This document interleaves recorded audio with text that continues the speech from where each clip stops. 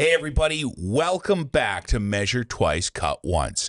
My name is Mike, and you know Iggy Pop once said, "Give me stranger, little danger," and if you listen to this episode, you're going to learn so much and you're going to get so much knowledge, you will be dangerous. And I'm here, and I'm Jennifer Lee, and I'm here to keep Mike from ripping out some walls and making some bad references. That was a great reference, by the way. Here at Measure Twice, Cut Once, we are talking high-performance building. Designer trends, breaking down housing regulations, high-performance building solutions, anything and everything to do with the homes we live in and the type of homes we're building. Today's guest is Nick Petrie from Phase 1 Design. Nick is a building designer specializing in zoning, government relations, and passive and net zero projects. I've known Nick for a long time, and he's one of the most knowledgeable people and most personable people to talk about of what could be a very dry subject. It's going to be a phenomenal conversation because there's so many new regulations, right? And it's very important to get through this stuff because if you're a homeowner, if you're someone doing renovations, if you're working in the industry, it's a really big moving target. And Nick has a ton of information to share with us because he's got boots on the ground. He eats, sleeps, and breathes this stuff every single day. So let's get to it. Let's join us for Measure Twice. Cut once, because we all know twice is just too much work. And welcome, Nick. Hi, everyone. Thank you. I guess I'll just give you a quick little background about myself. Yeah, I'm a building designer. I've worked in the field off and on for about 25 years. Really love high performance. Specifically, I focus on government relations, zoning, and related to that is the relation on high performance construction, which is net zero, passive house. I don't really deal with the third category, which is zero emissions, but there's many different blends and flavors, all depending on what you're trying to do. So I come from a building family, and I know back in the day, my dad was like, don't get in construction. What made you want to head into construction? Well, a couple of different things. So I guess grade 4, I started designing houses. Oddly enough, it was a project at school, and the next thing I knew, I designed 2 mansions with like bowling alleys and theaters and you name it. And I really loved it. And then a bit of a long story. I went in different directions. I designed a lot of different things for a while. But my father was a carpenter and a builder, and he'd started his own firm. So I went to work for him for about 5 years, and then a few other builders along the way. Really enjoyed it. Did design for my father's company, and then fortunately I injured my back and had to get out. My father actually forced me out, and I went into banking for 10 years, and then I came back because I didn't like banking as much as I like designing. So, and here I am. What a cool story, though. You always find the thing that you love and head back to it. Yeah. Well, and the thing is, you're really good at it too. When we first met, we were talking about my house. Even then, we were talking about renovations, and I'm like, I'd like to do this, and you're like, you didn't even look at the code. You're like, you can't do this, but you could do this, and it's like, how the heck do you know all this stuff? And then what you realize is you're very passionate about it, and you eat, sleep, and breathe it, like we talked about. So, you know, one of the things we love about the guests who come on this, we have designers who do, you know, focus on that. We have builders who are extremely focused on that. And your focus is great because it makes the rest of us so we can do this easily and understand this. You're currently working with a phenomenal company called Phase 1. Of course, Kathy is, she was one of our first guests, and it's so great to see you guys working together. A great friend of mine. A great friend of all of ours. All of ours, yeah. Yeah. Talk to us about what you're doing with Phase 1 these days, because you sort of shifted your focus a little bit, right? Yeah. So Phase 1 is a building design firm, specifically Part 9 of the building code, which I won't get into, but there's different parts depending on different professionals. And we focus on houses, primarily doing new builds, but we also do renovations and so forth. I focus on the government relations, building code, and zoning side for British Columbia, because Phase 1 is in British Columbia and Alberta, and we also do projects in Ontario. Then that side of things, I specifically also bring in the lens with regard to high performance, passive house, and net zero construction, and we do a lot of those projects now. So Sweet. Okay, so let's get into it. A lot of people don't really understand the permit process. And Okay. a lot of people think when they have a home, like you just said a little bit earlier, I can build whatever I want. Yeah. And that's unfortunately not the case. We need to have experts like yourself telling us what is realistic for us to build, Yep. because I guarantee you that mansion you drew up when you were 10 years old probably would never pass permit. Well, they won't approve a bowling alley now. That's the problem. There you go. Fair enough. And you're probably right. The mansion did have a few features that might have been questionable, but overall it wasn't horrible. Anyways, but that being said, with regard to permitting processes, there's a couple of different layers that most people don't even know about.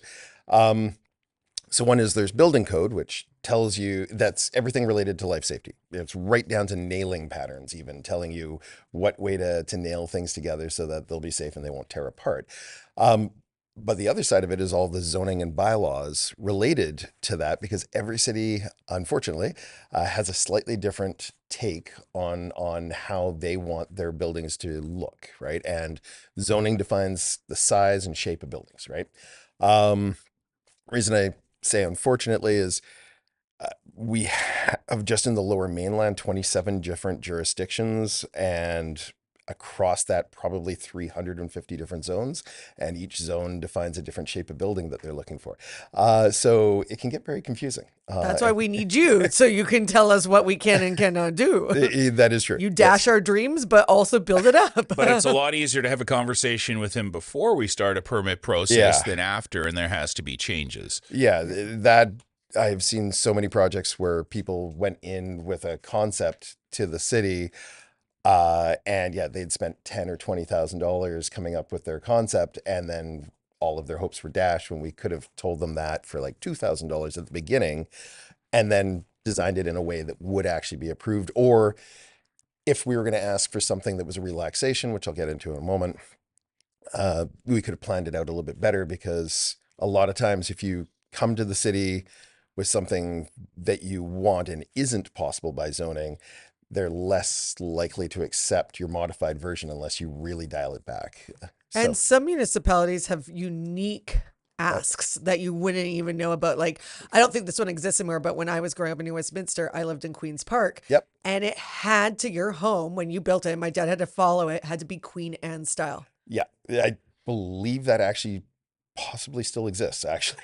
The last But time some people don't know. And then again, they might want a modern looking home, and they might not be allowed to have a modern looking home in that area. No, actually there's a lot of regulations. Any house older than 40 years in New Westminster comes under character retention and potential heritage, and That's a whole other ballgame, is working and Yes. restoring heritage homes as well, which again require different permits. yeah. Feels like a future episode. Yeah. Nick, I got a quick question for you. I mean, we talk about zoning, planning, and building codes, and obviously we all understand the importance of them, but I think there's a lot of people who find it's overload because there's a lot more. Can I ask, what do you say to people, or how do you respond when people say it's too hard to do business here, there's too much oversight? Is there too much oversight, or do we have right amount, or how do we balance this? That's a good question. There's a few different points to that. So in one sense, certain jurisdictions have, I think, a good blend. A lot of it is safety oriented and so forth, and I can completely appreciate where they're coming from. However, there might be a few too many regulations in certain municipalities for certain. But I don't think it's over regulated. The bigger concern is the safety of the people in the buildings, right?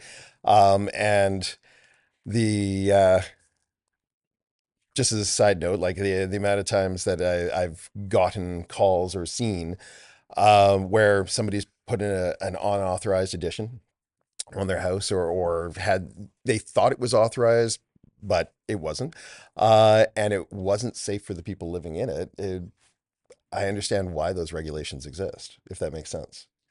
And why, and this might be a big question, but why do all the municipalities in the Lower Mainland have different rules? Like, is it just because of the landscape, like some areas have more hills, or is it just because they're all a little bit different? Like, Well, it depends on the municipality, but a large portion of it came down to the communities or the city council and the planning departments for those communities decided that they were looking for a certain size, or they wanted to limit. They didn't want anything more than 2 stories tall or a story and a half. If you're working in certain municipalities, say your main floor can be this big, but your upper floor can only be 80% of that or 50% of that, because we want everything to tier back and get smaller because they don't want to block anyone's views and so forth, right? And it comes down to a lot of that. In certain municipalities, there's also certain uh, planners or planning departments that wanted very specific looks. So they decided this block had craftsman as their most common look in this block. So then they wrote the rules so it kind of incentivized doing craftsman houses. So you get more and more craftsman houses, or similar shaped houses, right? So it's a weird thing that I just feel like it'd be something that's pretty standard. Like Lower Mainland, everything should be pretty similar. It's not. No, not. It's not. There's about 30 different styles, Yeah. major styles of houses out there. And they're all gorgeous in their own way if they're done the right way. Just to be clear, I don't have a preference to any one specific style, which I know sounds weird, but each one has their own unique features. But the problem is that certain municipalities, they want to see a consistent similar, and then there's other municipalities that they actually have rules that you can't repeat the same look. So in 5 houses in a row, on either side, you can't have the same look, and it's really interesting. I need that in my neighborhood, please. Well, and some municipalities are resurrecting commonly used styles, like they're resurrecting the Vancouver Special. Yeah. Well, technically, it's never gone away. The Vancouver Special just gets updated about every 8 to 10 years with a slightly different one. That's why you've got like the 90s, what we call, well, there's the McMansions, there's the Vancouver Special, which the boxy one, then there's the wide 2-story with brick. Like they just keep slightly changing them, and somebody comes up with a new concept, and then that one gets repeated as the current style for 6 to 10 years, and then we pick out a new one. And now the province has introduced 10 new ones, and certainly going to give us a lot more variety. Now, Yeah. we talked a little about municipality to municipality, and, some of these regulations are in place for a reason. Some are not consistent. And obviously with that, created some bottlenecks, some delays, some carrying And costs. some people don't like the P word anymore. Absolutely not. However, there's also legislation in the province of BC to help address that. And I think we'd be remiss if we didn't have a conversation about A, what that legislation entails, and B, how you, with your unique perspective, think that might help us alleviate some of these challenges. Okay. So on that front, are we talking about the Bill 44, Bill We 40? are talking Okay. about, and 46. Okay, fair enough. Absolutely. I should mention up front that I was one of the industry experts that was consulting on that. So I am under NDA, and I cannot. Oh, so we discuss- can't ask you No, all no, the secrets? yeah, you can't ask me about anything the that's bill's not. public, Nick. We can Yeah, talk about it The, now. the bill is public, yes, but I can't. Don't worry. We go You past that. don't have Anyways. to give out the Colonel's secret recipe to serve us chicken, my friend. Okay, fair enough. So Bill 44 was a move by the province to try and simplify, or try and direct the municipalities to simplify their zoning and come up with a consistent format that would be easily replicable. Because right now, when I go to design a house in any municipality, there's generally 300 to 500 pages of rules that we have to Wow. read, because each municipality has a unique blend. There's like 10 different ways to calculate height in BC, across the 174 municipalities in BC, or 167, or roughly that number. But so there's height, then there's what's the definition of a basement, how the basements are calculated, and you start mixing and matching about 50 different key things, how setbacks are calculated, and so on. You have to read through 300 to 500 pages every single time to see what has changed since the last time you looked at it, and make sure that you're up to date, because they might have one slightly different interpretation of things. Anyway, so You have to be really good at reading. Yes, and I have read so many and zones. attention to detail. And Yeah. retaining that information. Yeah. That's Well, also- but the thing is, the most important part is to always come back and check, because maybe you don't quite remember, because the district of North Van is slightly different from the city of North Van, which is slightly different from the district of West Vancouver, and and what each one does or does not include and how they calculate it is crazy. And you try and explain that, it's usually around 1,000 calculations that you have to do for the average house, let alone a tower or anything else. Not that I work on towers, but specifically, the province was actually trying to create a system where height is calculated the same way across the board, the number of units, the number of stories, and simplify everything. And I think it was a good choice, right? If we could get everything down to a much more consistent, you can put in little, I want this characteristics and so on. I get that, but the overall concepts are the same and everyone's calculating things the same way. I think it's a great idea. So I'm in support of that. And then you were also asking about Bill 46, which is TOD. Well, yeah, yeah, TOD or TOA, depending which way you want to look at it. So that's transit-oriented development for TOD, or transit-oriented areas. And so the idea behind that is TOA is related to transit corridors. So whether it's buses, SkyTrain, the Express. Why can't I think? My brain is blanking. West Coast Express. Thank you. The West Coast Express. I tend to blank every once in a while, so forgive me on that. Anyways, so all the different, or C-bus even, right? And then you have different, so the TOD is the zones around those locations and what incentives you get for building different types of buildings.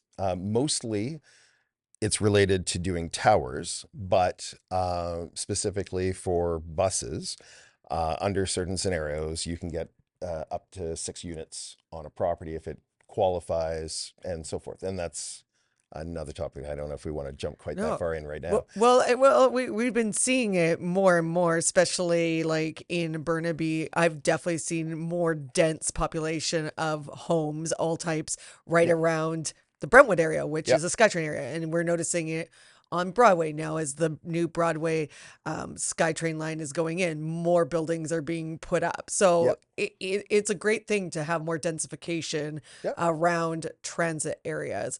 But again, I think it's just setting everybody's expectations of what they want. Like, do they want to be closer to transit, or do they want a slightly bigger home? Yeah. Well, and then, I mean, that was also a piece of it in other directions as well, is trying to promote making larger homes as well, because they'd included a guideline in there that, and I don't remember the exact wording, so please don't hold me to this, but if I remember correctly, if it was 3 units or less, you had to have at least one that was 968 square feet. Let's call it 1,000 square feet for easy numbers, and had to be, if I remember correctly, at least 2 bedrooms.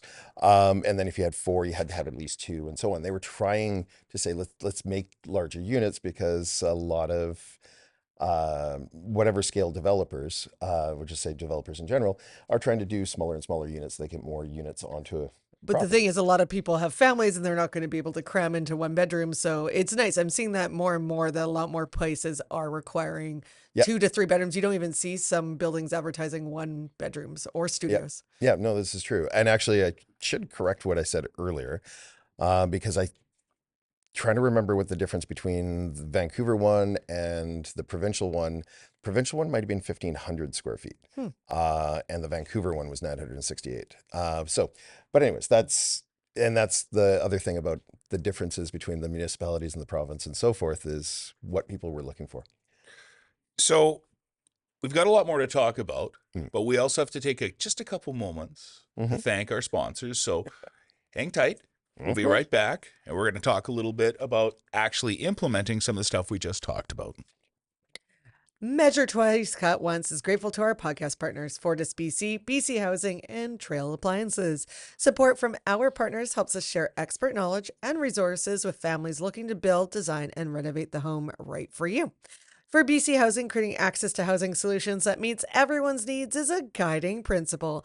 BC Housing is working with governments, nonprofits, and residential construction industry members to create practical solutions to BC's housing challenges. To learn more about BC Housing initiatives, programs, and services, go to bchousing.org. And we all need reliable and efficient equipment for better comfort, health, and safety of our homes. Whether you want to adopt some energy-saving habits or take on a major energy efficiency upgrade, Fortis BC can help you save energy. Be sure to visit fortisbc.com, where you can also find amazing tips on low and no-cost ways to save energy, plus great information on what Fortis BC is doing on low-carbon energy with solutions such as renewable gas.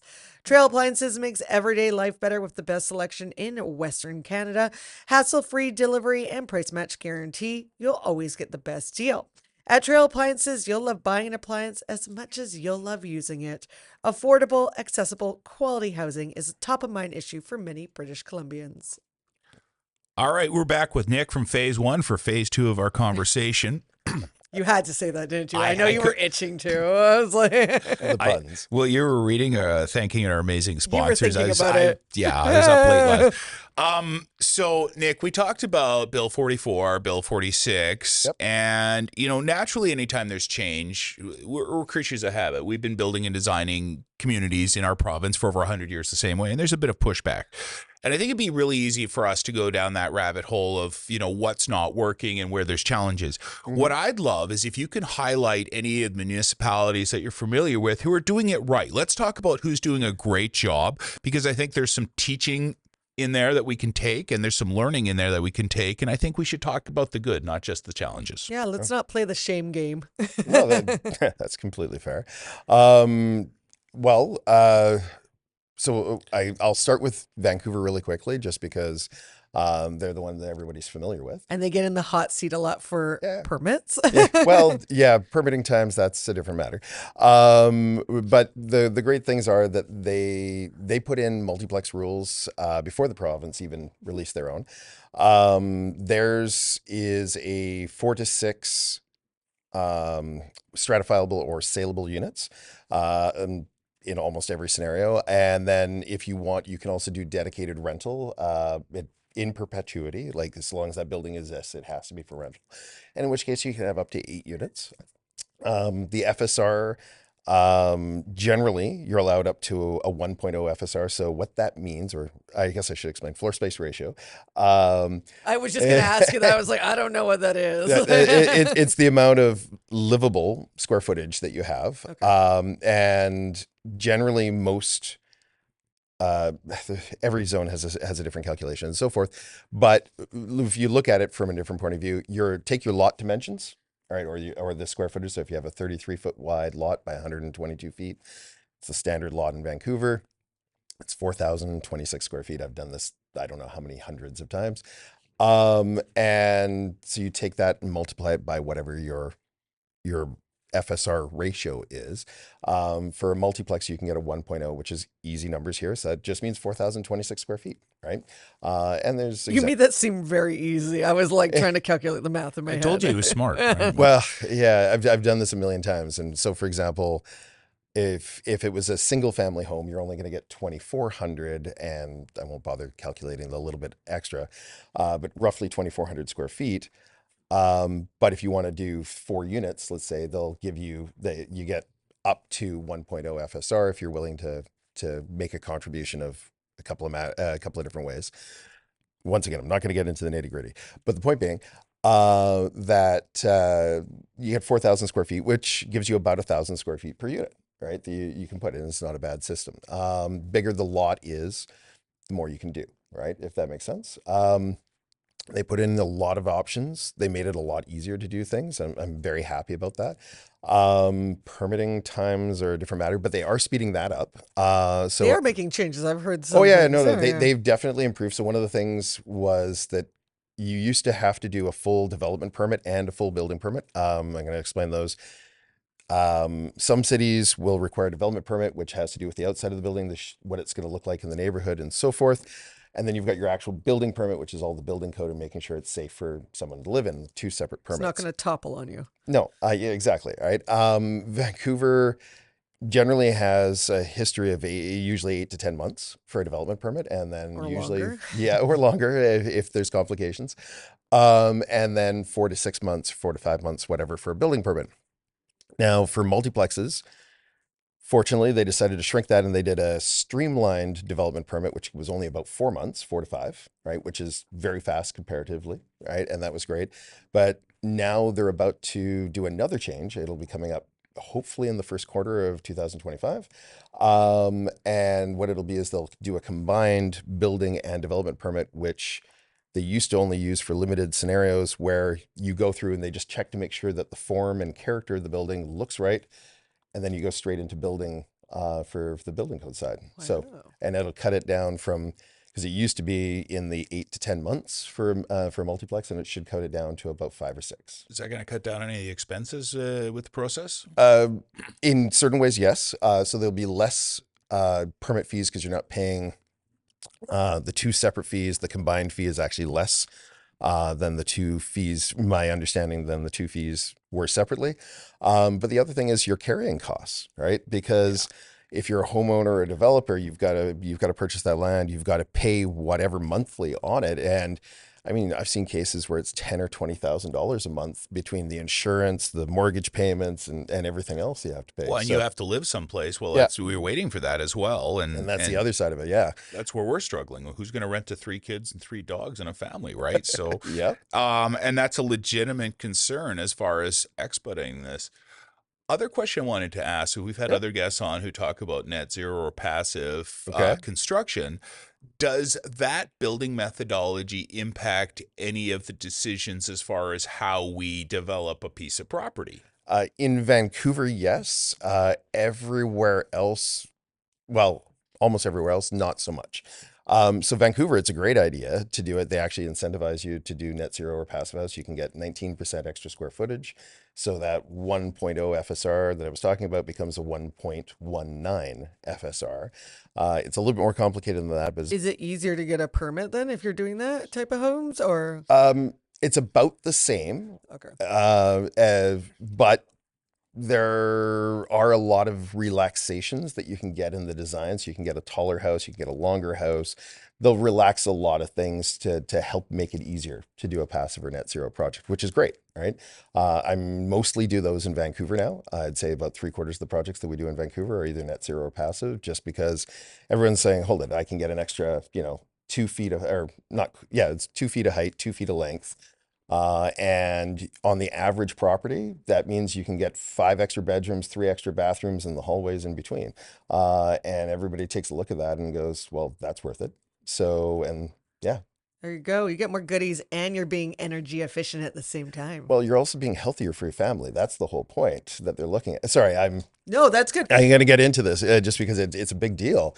I can't remember the exact amount that I was told, but like it was in the billions of dollars that would be saved on medical care if people were living in passive and net zero homes, because of the fact that you don't develop respiratory issues because there's almost no mold, because there's almost no drafts. Drafts have the problem that air sucks in water and spores, right? And then you end up with health problems. But anyways, And that's something Vancouver's trying to lead in with the Vancouver building bylaw. We've obviously got the step code. Do you want to just, we've talked many times about this on the podcast, Okay. but just a little short version of that and how it Okay. affects the permitting process and anything like that.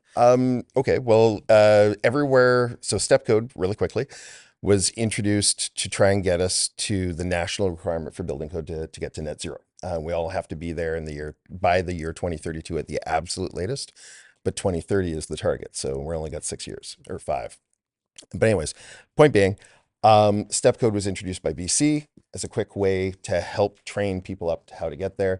Each one was like twice as much as the last requirement. It starts out very low and then slowly works its way up. We're currently at step code 3, which is considered a 20% improvement over old construction technique from about 5 years ago. Almost all municipalities require that. There are a few that have gone up to step 4 or step 5 because the differences are pretty minor for step 4. And it is a little bit more major for step 5, but a lot of builders are getting used to it. So Does that answer? That's great. Okay. You did a great job of it. It's just important to take all these things that we've learned for the last few years and talk about them too, especially when it does come to building code and permits. And somebody that is doing it extremely well, let's give them a little gold star. Let's talk about Burnaby. Ah, yes. So thank you. I was going to come back to that.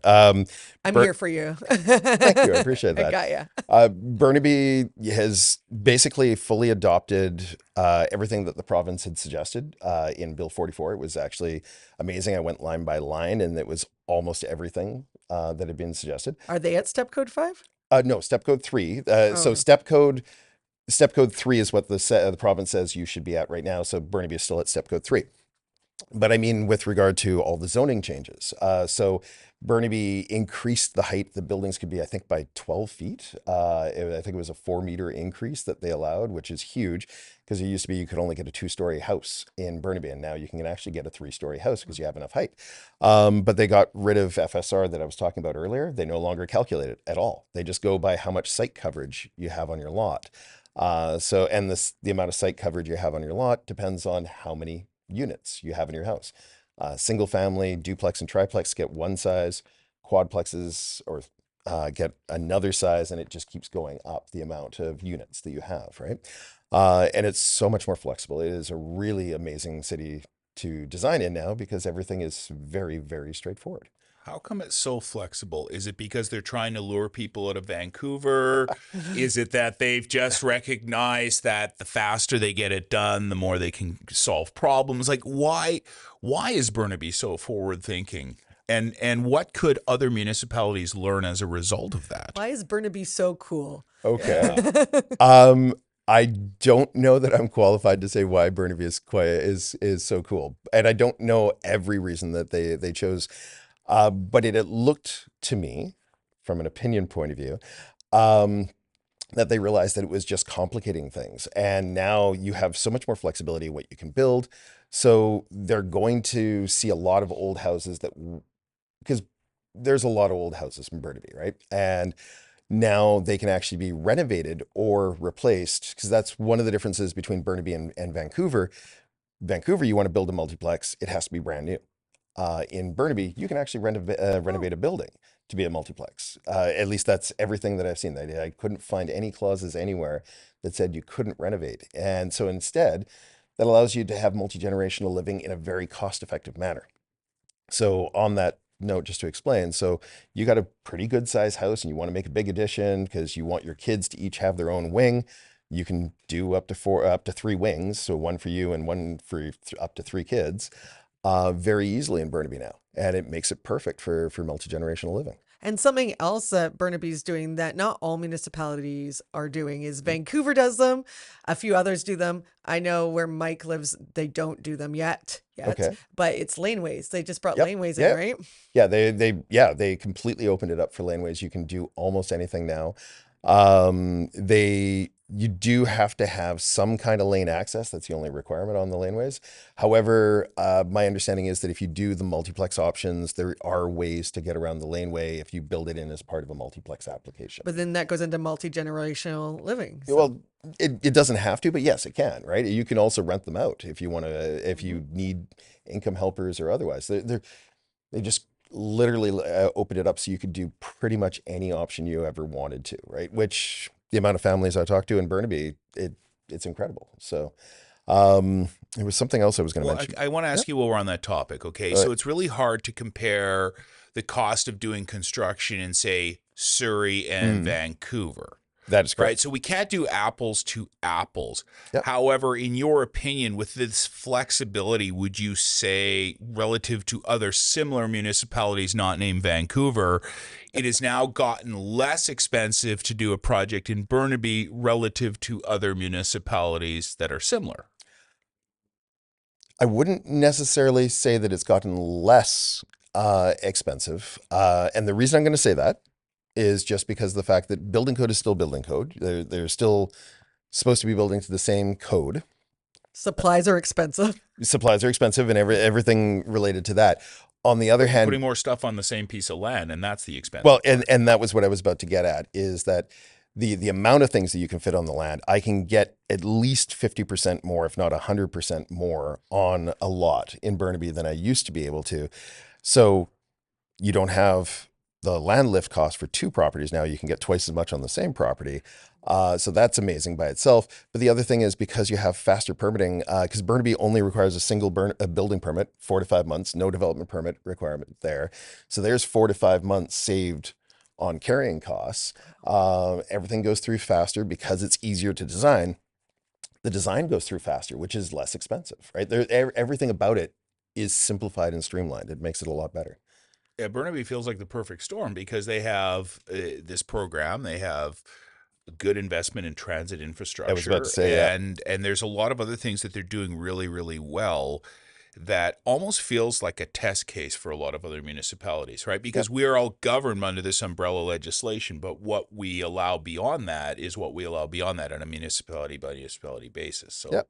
And I suspect it'll be something along those lines where you see a lot of developers and builders start flocking to Burnaby, and Burnaby starts getting nicely developed, and not too fast, because nobody can build in incredibly fast, right? It takes time. There's only so many good builders out there that can do the work. But the point being that it will build up, and I think all the other municipalities will start to see how much easier and faster and more streamlined it is, and maybe they'll decide to follow suit. Well, Burnaby is getting to the point that it's like a European city because there's little areas. Obviously, it's so big, so they're not all joined up together, but there's little pockets. But growing up in New Westminster and then going to Burnaby, they didn't have any of that stuff, but like the Metrotown area and the Brentwood area, I was like, wow, this is something you'd see like in New York or wherever, where it's like cool coffee shops, right? People are able to walk in it. There's a lot of families, and like, it's really interesting. Yeah, it's a very different vibe. And I've actually been, and they're now building up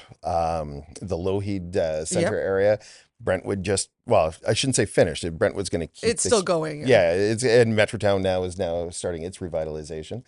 So yeah, you're going to see a lot of very cool not municipality, but neighborhoods popping up, right? Well, I like the impact on communities, because don't get me wrong, high rises have their place and they're certainly convenient, but they're not necessarily the most conducive to a feeling of community. You don't go and talk to the person 4 units above or 4 floors above you, unless you bump into each other in the elevator. No, whereas if you we're could densifying meet them in the bottom for a drink now, because there's actual restaurants and things. Yeah. Before, your high rise would just be like anywhere. neighborhoods like mine, a high rise isn't going to be conducive. However, we still have the same problems of that neighborhood, which is we have more people who need to live there than we have places. So being able to take that one family older home and bring it up to an energy efficiency standard and having 4 families there enhances any community. And it's going to take a few years for the data to percolate down to a level that we're going to see.